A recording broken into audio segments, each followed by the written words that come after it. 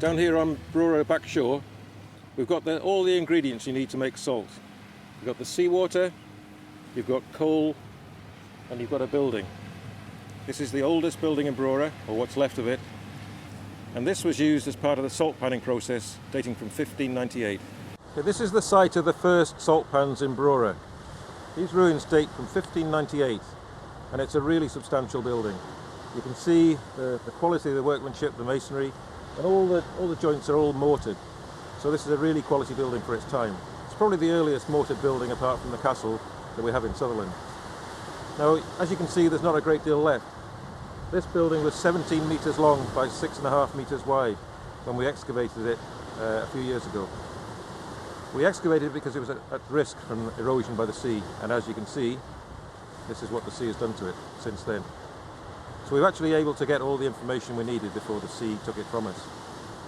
This piece of stone, flagstone here, is a piece of the flagstone floor which lined the bottom of this building, and the workers in this salt house actually walked on and stood on. We had salt made here in Brora because we had coal. It's the northernmost coal outcrop in Britain, and it's Jurassic coal, significantly younger than the older coal in the British coalfield. So they're able to pick up coal, lumps of coal from the beach, and later mined it in bell pits behind me. Now, they fired big fires in houses like this,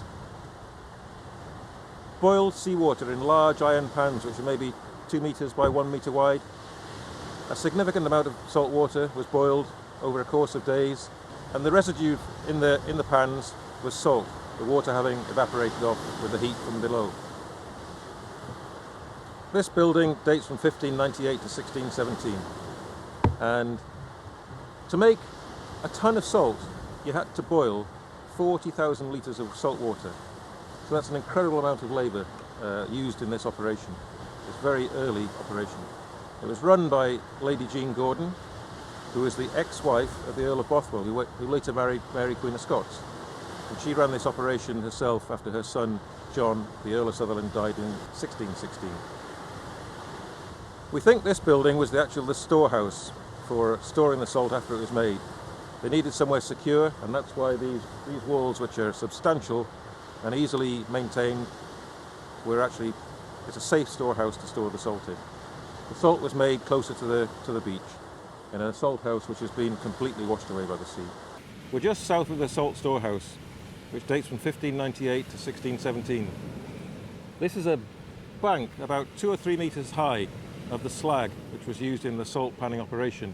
It's the waste product from the fires which were set beneath the iron pans which boiled the salt water. And these are some of the pieces of slag that you can just pull out of the edge here.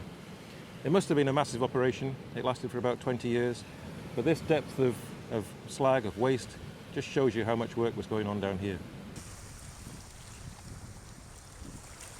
This is the site of the second phase of salt panning. It went on from 1767 to 1777, short-lived for 10 years. But again, they used the same principle.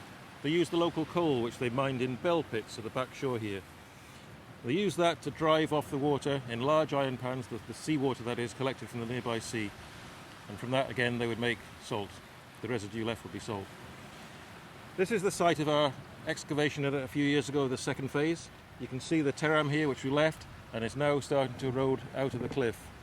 And that's the reason why we excavated here, because it was at threat. These are some of the things that you can pick out of the cliff line.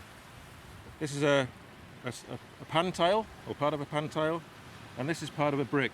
And you can see this brick has probably been part of the hearth, which contained the coal, the burning coal, because it's all black and burnt and twisted. So we know that this building was pan-tiled, and we suspect that pan tiles came in from Holland.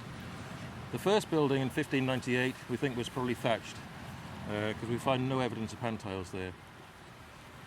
So this was a short-lived industry here, and it's the second of the three. The third and final phase was closer to Brora up there, and that didn't start till about 1815. So this is the last phase in this area. Because the tide used to go out quite a long way, they used to store the salt water for when the tide was out in what they called bucket pots or cisterns. And we know this because we have a map dating to 1813 which shows the position of the cisterns just out there, out to the sea. And the men would have carried up the water in buckets and placed them in the iron pans, and that's how they got the seawater here.